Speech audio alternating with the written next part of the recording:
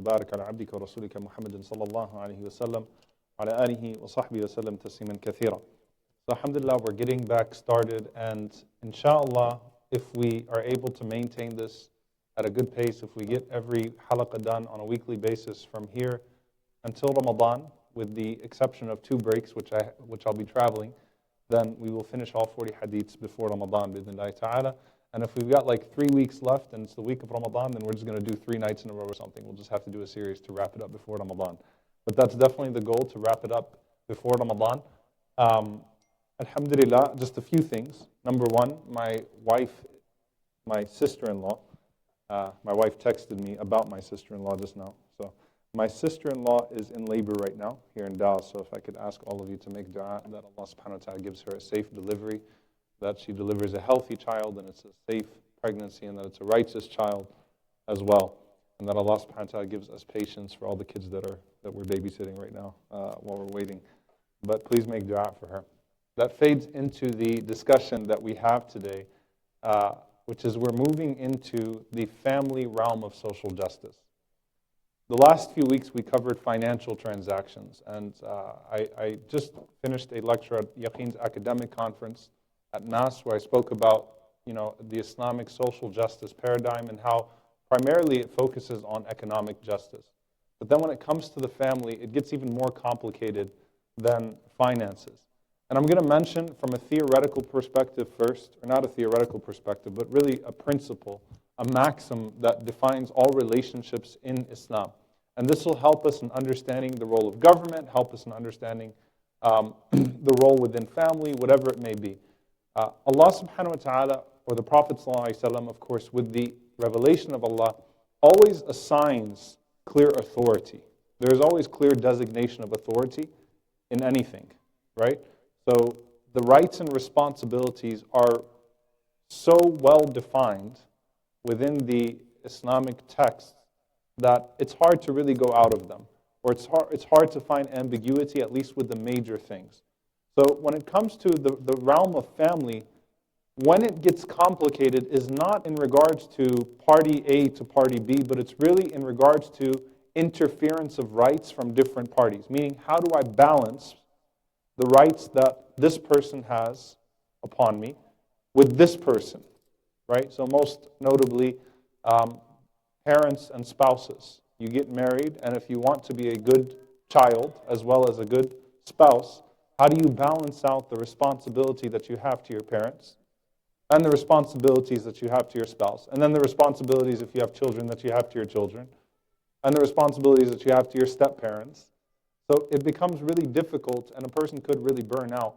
And there's no doubt that a person should try with all of those relationships to deal with ihsan, with excellence, to go above and beyond what is required of them. But sometimes that becomes impossible, and sometimes it becomes difficult to navigate those tensions. And then within a relationship, when one person is showing ihsan to the other, when one person is showing excellence to the other, and the other person is not only not showing ihsan, not only not showing excellence, but is actually abusing that ihsan, which is typically what happens in human relationships. One person tends to be very giving, and the other person tends to be very restrictive, or can even take advantage and abuse that kindness. Usually kindness is going to be abused. Sometimes it'll be unintentional. Sometimes you might be taking advantage of someone and not really recognize it because that person has never shown you any displeasure or shown you any dissatisfaction, but you might be taking advantage of them. And so the Muslim always looks to their responsibilities first, to the rights that are upon them, and at the same time, they try their best to deal with ihsan, with everyone that Allah subhanahu wa ta'ala has put around them. They tried their best to deal with excellence. So first we start off with the complicated terrain of parents and children. And we're talking about it within the context of justice. What are the rights of parents upon children? What are the rights of children upon parents? And children does not necessarily refer to children as in young children, but of course, even as adults, what is the right or what are the rights of parents upon their kids? So we start off with this hadith. We'll start with the parents. And this is a hadith that's narrated by Abu Hurairah radiallahu ta'ala anhu. It's in Sahih Muslim, that the Prophet sallallahu alaihi wasallam said لا يجزي ولد والدا إلا أن يجده مملوكا فيشتريه فيعتقه. The Prophet ﷺ said, لا يجزي ولد والدا, that a person cannot repay his father.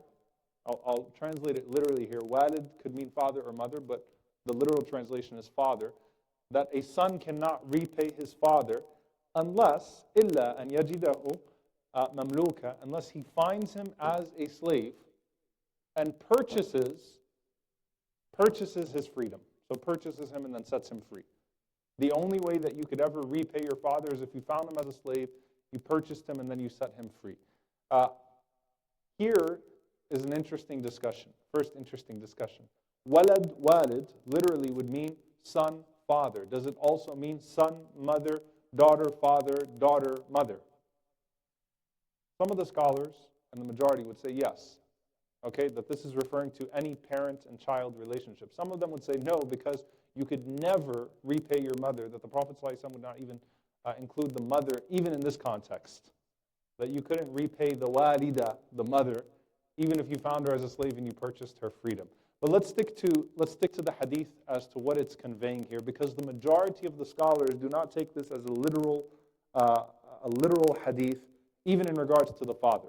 Except for Imam bin Hazm rahimahullah ta'ala and the Zahiris, the literalists, they say that if you were, because it could actually happen in those times, right? You actually could find your father as a slave and purchase his freedom and set him free. Could you just be like, all right, I paid you back, I'm done, don't talk to me anymore? No. The Prophet ﷺ is using an expression to express that you really could never repay your father, because this falls in the realm of, impossible or near impossible. It's possible in that time, but it's near impossible. The point being that you cannot repay your parents. There's nothing that you could possibly do to buy your parents off or to repay them. And so the Prophet ﷺ, what's the expression that he's using? It's as if to say that until you acquire the command of the entire existence of a person and then forego that graciously, you still haven't compensated them. Okay? So there is never a scenario in which you've repaid your parents, so stop even looking for it. Stop even exploring that realm. Stop even trying to make that a possibility, because it's not a possibility. Now, when we look in the Quran, we find two common terms that Allah subhanahu wa ta'ala uses when He speaks about obedience to the parents. وَقَضَى رَبُّكَ أَلَّا تَعْبُدُوا إِلَّا إِيَّهُ وَبِالْوَالِدَيْهِ إِحْسَانًا. And your Lord has judged that you will not worship except for Him, and you will show nothing but ihsan, but excellence, beautiful character to your parents. In other ayat, Allah subhanahu wa ta'ala uses the word وَوَصَّى. Okay? وَوَصَّيْنَا الْإِنسَانَ بِوَالِدَيْهِ إِحْسَانًا. And we have ordained. Wasiyah means what? Wasiyah is when you will, like you entrust someone with something. Okay? Usikum. I'm giving you a very important message here. This is a trust. And it refers to the will in the testament in the very technical sense. But in our everyday usage and in different things, so usikum wa nafsi bi taqwallah, I could be giving wasiyah to myself and you to impress upon you the seriousness of something.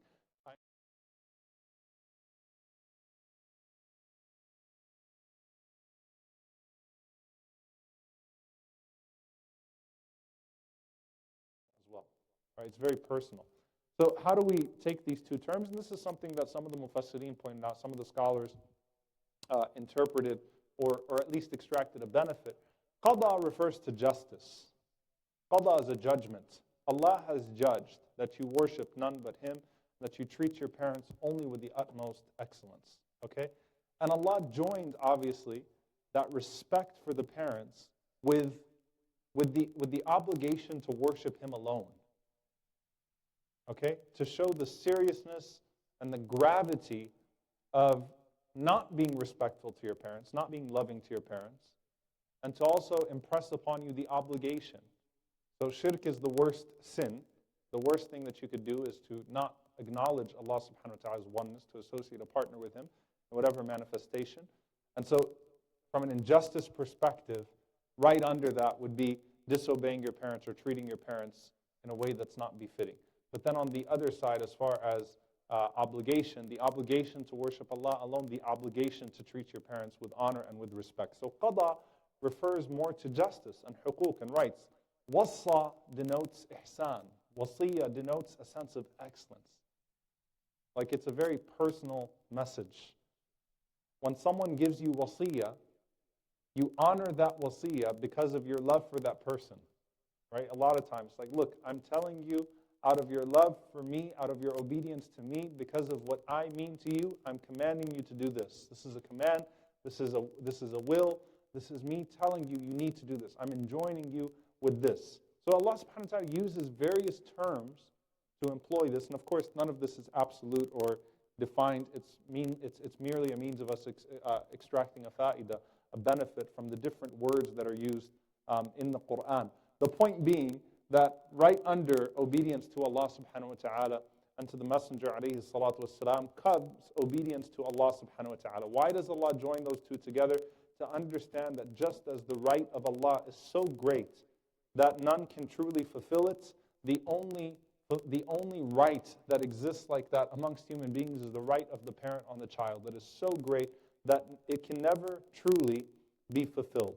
And even if you're able to make the claim that you are doing for your parents what they did for you, and it's hard for me to actually even mention this narration. SubhanAllah, may Allah protect our relationships and have mercy on our parents and forgive us for our shortcomings with them.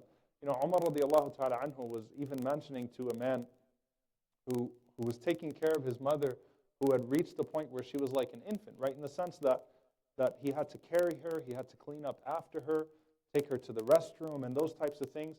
And the man is thinking to himself, and he's claiming that he's fulfilled. He's done what she did for him. Like my mother used to carry me, she used to clean up after me, she used to change my diaper, she used to do all these things.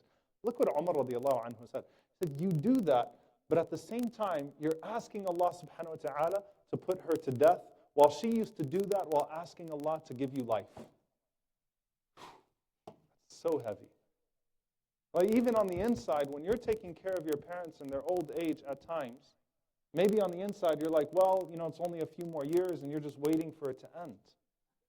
Whereas your parents were doing that for you and they were begging Allah to give you a long, healthy life. So even if on the outside it looks like you are repaying, on the inside it's not the same. Right? There is a special ihsan, a special mercy that Allah subhanahu wa ta'ala put in the heart of the parent for the child. That's why the narration of Ibn Umar radiallahu ta'ala anhu, the man carrying his mother on his back in Hajj, and I've seen people do that, by the way. I've seen people carry their parents on their back for Hajj. And if you've ever been for Hajj and done the walk, it's tough.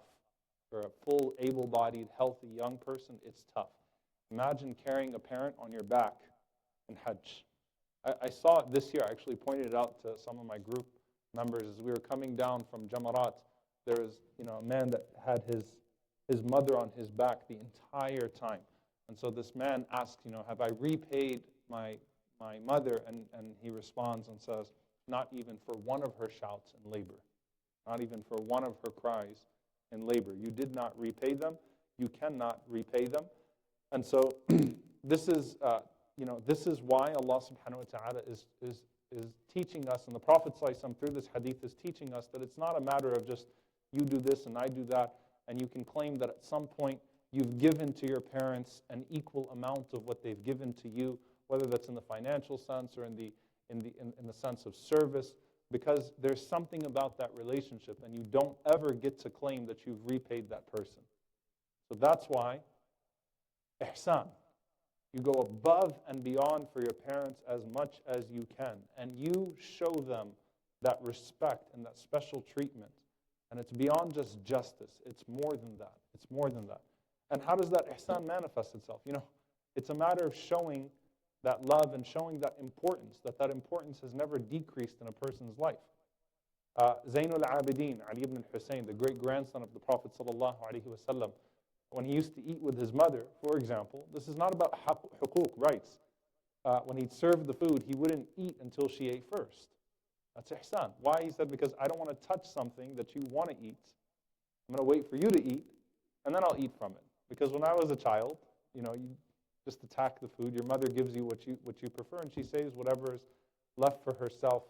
The very famous hadith of Aisha radiallahu anha, where the woman earned Jannah when Aisha gave her sadaqah, gave her 3 dates, and so one for her and then her 2 kids. So she gave the 2 dates to her kids, and then she was about to eat, and then her kids were still hungry, so she tore that, or she split that date into 2, and then she gave it to her 2 kids. And Aisha told the Prophet ﷺ, and the Prophet ﷺ said, Allah entered her into Jannah because of that.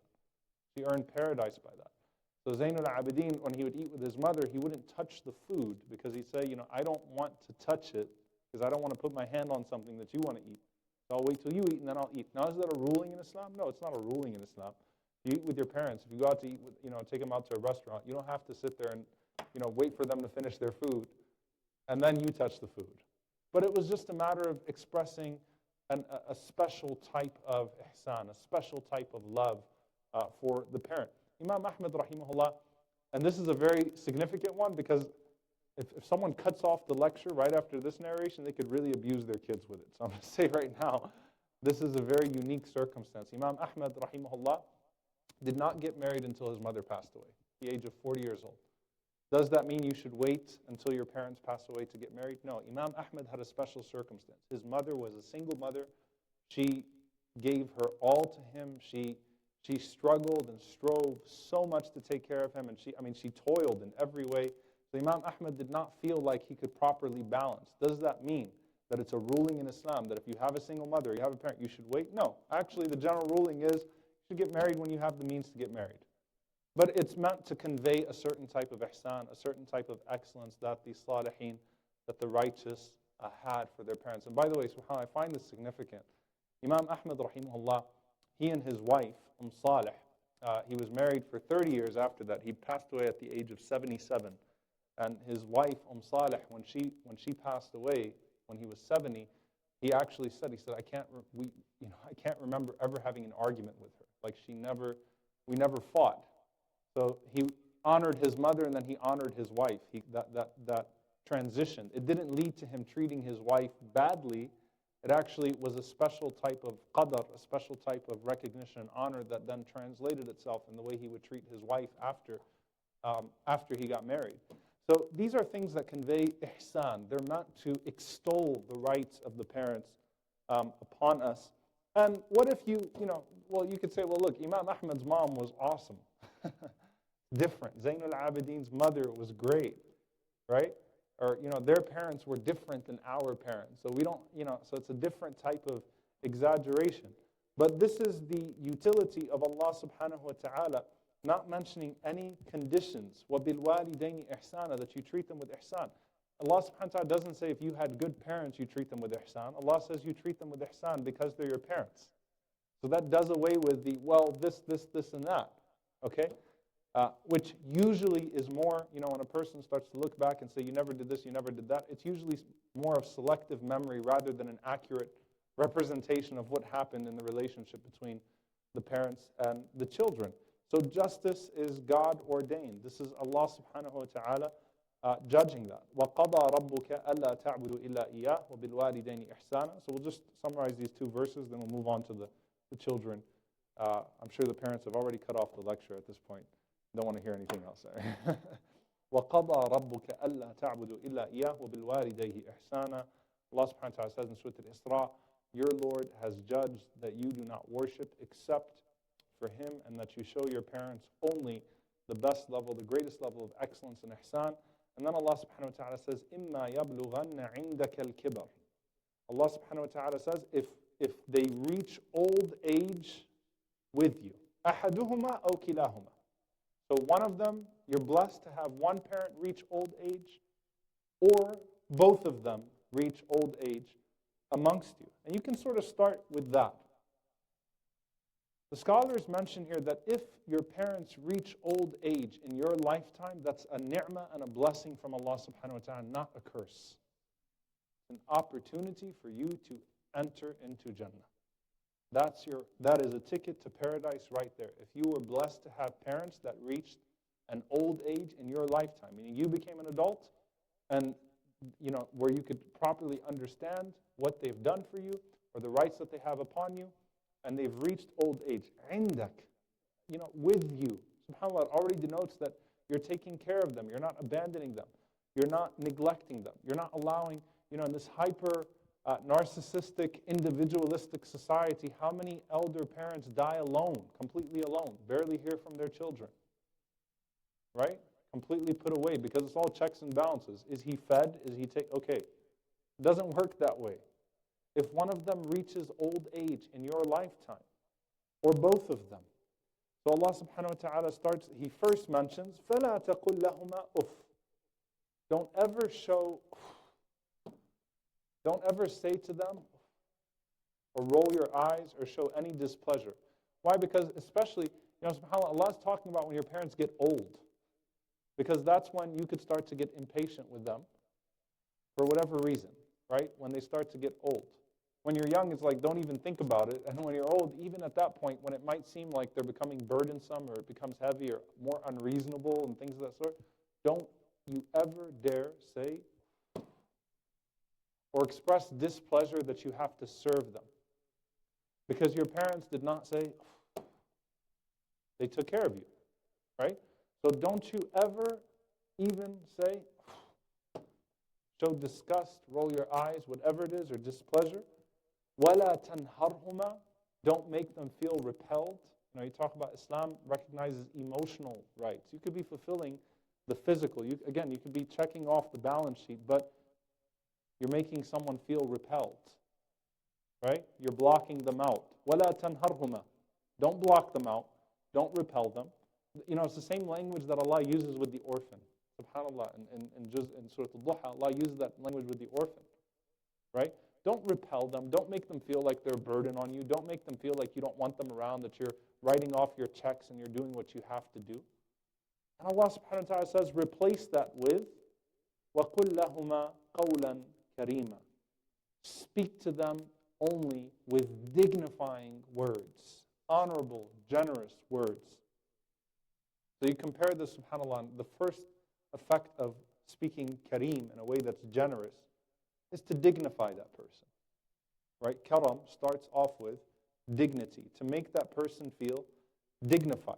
So if you have a 5-minute conversation with your parents and you're already raising your voice and making them feel like they don't know what they're talking about or neglecting them, you're not dignifying them. It's not just kind words, dignifying words of generosity. You can't honor them if you're deriding them with your words.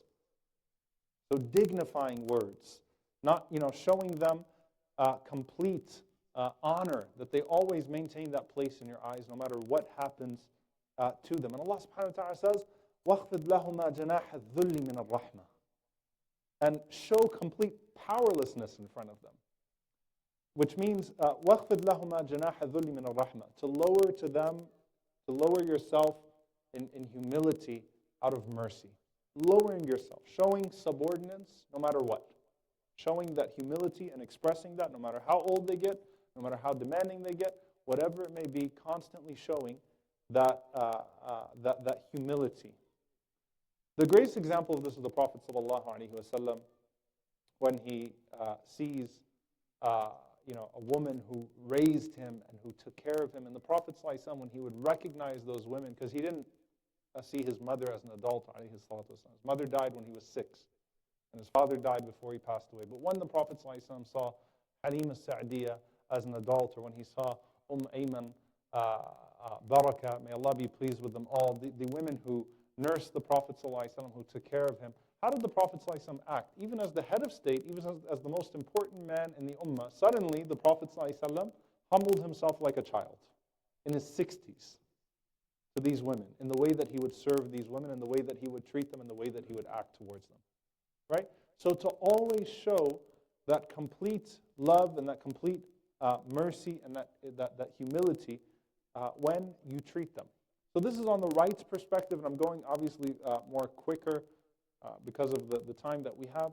And finally, Allah subhanahu wa ta'ala says, وَوَصَّيْنَا الْإِنسَانَ بِوَالِدَيْهِ إِحْسَانًا حَمَلَتْهُ أُمُّهُ كُرْهًا وَوَضَعَتْهُ كُرْهًا وَحَمْلُهُ وَفِصَالُهُ 30 شهرًا. Allah subhanahu wa ta'ala mentions in Surah Al-Ahqaf, and we enjoined upon man to treat his parents with excellence. His mother carried him, and then Allah subhanahu wa ta'ala specifies the mother. carried him, gave birth to him, and nursed him and raised him in pain. And Allah subhanahu wa ta'ala recognizes that pain. So that shows that there's priority even amongst the parents in terms of justice. The hadith of ummuk thumma ummuk thumma ummuk thumma abak, your mother, then your mother, then your mother, then your father.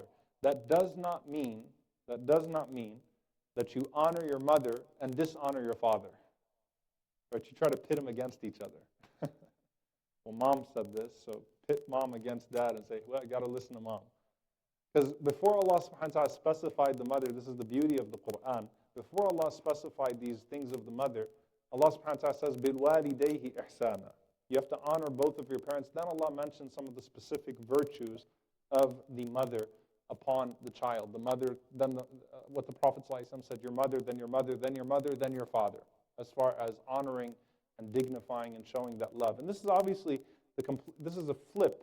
In Arab Jahili culture, in the culture of ignorance before Islam, the mother was belittled. She was inherited by her child.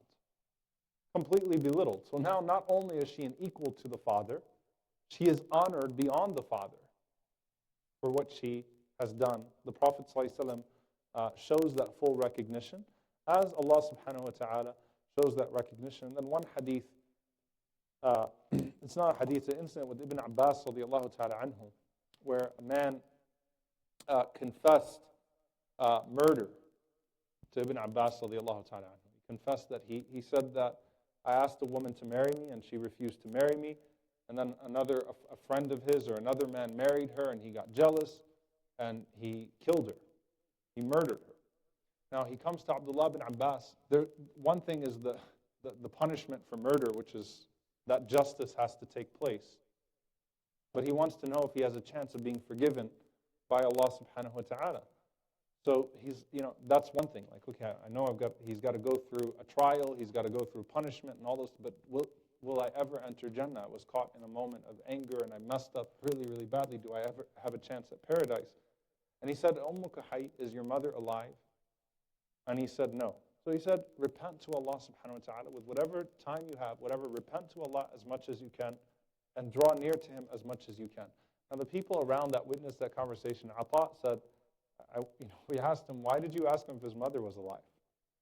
So he said, Wallahi la a'lamu amalan ahabbu ila Allah min birril walida. He said, I don't know of an action that brings a person closer to Allah than honoring one's mother.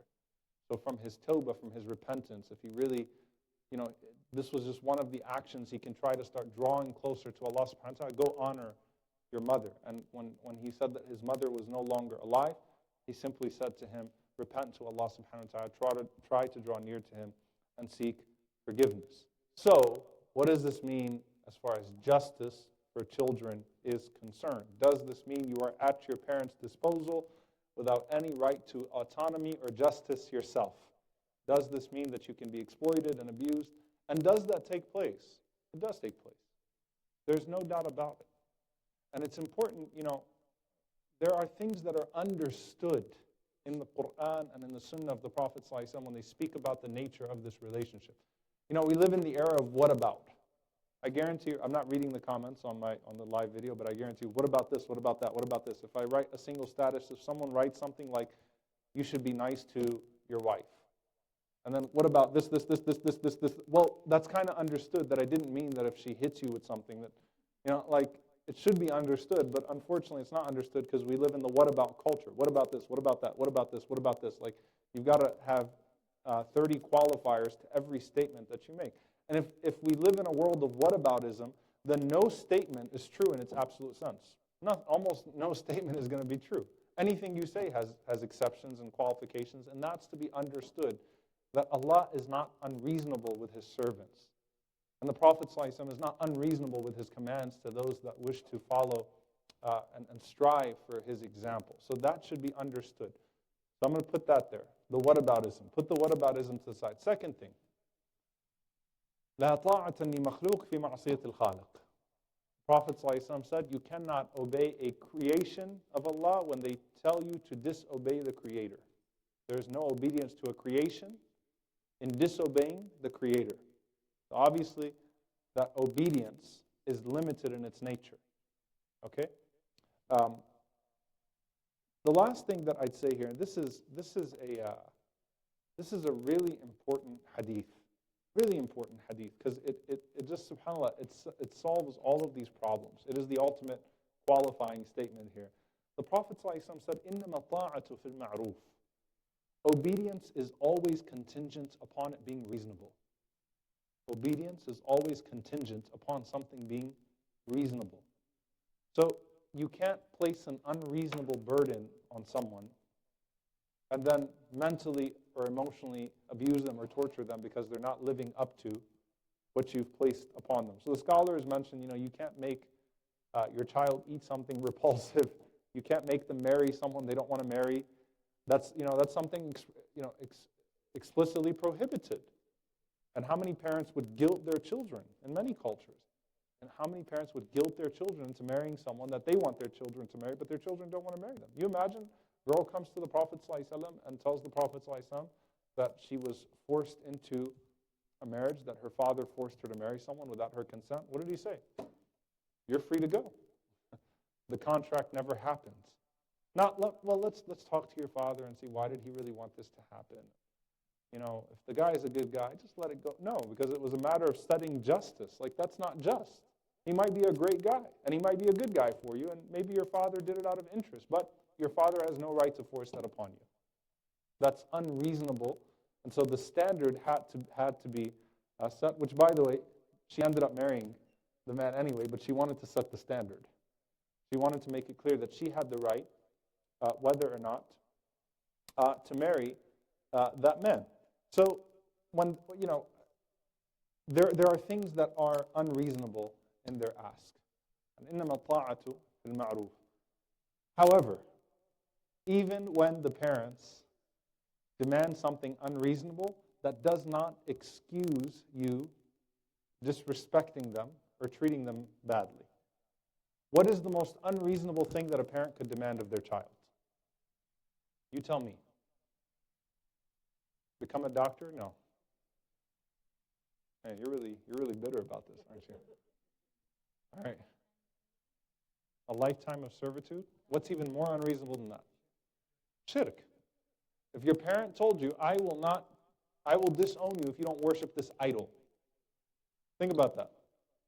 The parent said to a child, I will disown you if you don't worship this idol. It's okay. No, don't worry about it. It's fine. She's cute. She can get away with it.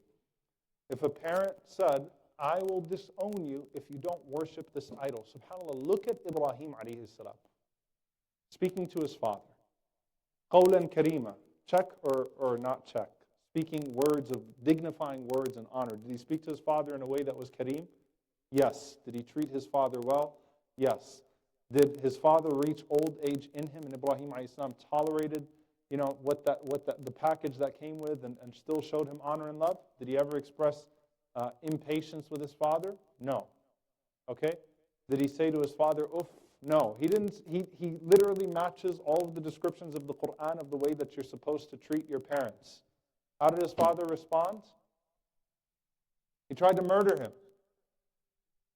Okay? Because at the end of the day, shirk. Okay? Either you worship the idols or you die. That's as unreasonable as it gets. Did Allah excuse Ibrahim alayhi salam to talk to his father? And like after Ibrahim alayhi salam was thrown into the fire, think about this, and Allah saved him from that. Did Ibrahim alayhi salam go spit in his father's face before he left him? No, he left his father out of escaping his harm. He left his father out of escaping his harm, but he didn't treat him. He still didn't dishonor him. He still didn't say nasty words to him. There's nothing more unreasonable than that. And in the Prophet ﷺ, Sa'id ibn Abi Waqqas radiallahu ta'ala anhu says that when my mother heard that I accepted Islam, she flew into a rage. She came up to me and she said, "Oh Sa'id, what is this religion you have embraced which has taken you away from the religion of your mother and your father?" He said, by God, either you forsake your new religion or I will forsake you. And I will not eat or drink or go inside my home until I die. I'm going to sit outside in the sun, die of starvation or dehydration, until you renounce your religion. Emotional blackmail. That's tough. This religion, which is built on honoring the mother, and the mother is saying, you either leave Islam or I'll kill myself. And was she serious? She literally sat outside, and the sister of Sa'd had to force her mouth open to feed her, so she didn't die. I mean, that's serious. And he begged her not to do that. But she went on with the threat. So, hour after hour, Sa'd radiallahu anhu said, I kept going to her with food and drink and crying. I mean, think of the position of Sa'd. Sa'd's a warrior by that. I mean, he's a strong man, but think of that humility and that brokenness in front of his mom. Like, Mom, please eat. I can't forsake my religion. What do I do? And subhanAllah, she kept on refusing. She said, you abandon your religion or I abandon you. He said, I said to her, oh my mother, by Allah, this is tough. He said, by Allah, if you had 100 souls and each one depart one after the other, I still would not abandon this religion for anything. So when she saw my insistence, finally, she ate and she drank. She got like, okay, he's not going to give up that religion. Allah revealed an ayah about this. وَإِن جَاهَدَاكَ عَلَىٰ أَن تُشْرِكَ بِي مَا لَيْسَ لَكَ بِهِ عِلْمٍ فَلَا تُطِعْهُمَا. And if they strive against you and insist that you abandon your religion, then do not obey them. وَصَاحِبْهُمَا فِي الدُّنْيَا مَعْرُوفًا. But then accompany them and stay with them and show them the utmost kindness and respect. SubhanAllah. Even then, she's commanding Sa'd to curse Allah. Allah's commanding Sa'd to honor her and just don't curse Allah. See that? So there's nothing that goes beyond that. So yes, don't get forced into a marriage. Don't get emotionally blackmailed. Don't treat your spouse badly because your parents don't like your spouse. Don't deprive your children of their rights. Don't do anything that contradicts, that conflicts with what Allah subhanahu wa ta'ala has prescribed. But in that process, you still only speak to your parents with words of kindness. Okay? So it never goes, you don't follow them in that which is unreasonable, but at the same time, your words should never reflect any form of disrespect. And if sometimes a person, and this is an extreme example where there's abuse that's taking place and a person has to abandon, or a person has to actually seek protection from their parents. It's a heartbreaking situation. Are they sinful for seeking protection from their parents? No. They should not tolerate abuse and tolerate things of harm, right? But at the same time, a person still maintains what Allah subhanahu wa ta'ala has maintained. And this is another example, hadith, anta wa maluka li abik. The Prophet ﷺ saying, you and your money belong to your father. Al-waladu kasbu abi. The son is the earning of his father. That doesn't mean that a father could tell his son, to give them all their money and not be able to pay their rents or afford their basic needs or to take care of themselves, right? This was an expression from the Prophet ﷺ that a person doesn't deprive their parents from their wealth. If your parents are needy and you have the means to take care of them, then you're responsible to take care of them. But that doesn't mean that they have open access to your wealth. Okay? And this is obviously, even at the time of death, the Prophet ﷺ forbade a person as they're dying to will some of their money in charity. What does that mean? You can give your money in charity while you're alive, but the Prophet ﷺ forbade a person as they're dying to give their money in charity. What that means is that the Prophet ﷺ is saying that at that point, that money is not yours when you're dying. It belongs to those that are inheriting from you. So you can't wait until you're dying and then say, you know what, give it all up. When you're healthy, when you're good, that's fine. And you can will 1/3 of your wealth to charity, up to 1/3 of your wealth to charity, but you can't wait until you're dying and then say, give it all in charity when you're dying, because it's no longer yours at that point. So there are rights, even then, financial rights that the child maintains upon the parents, and the parents cannot just exploit the wealth of their children. That's not something that the Prophet ﷺ allowed in any capacity. Finally, there's the story of Umar radiallahu ta'ala anhum with the father and the son, which is significant.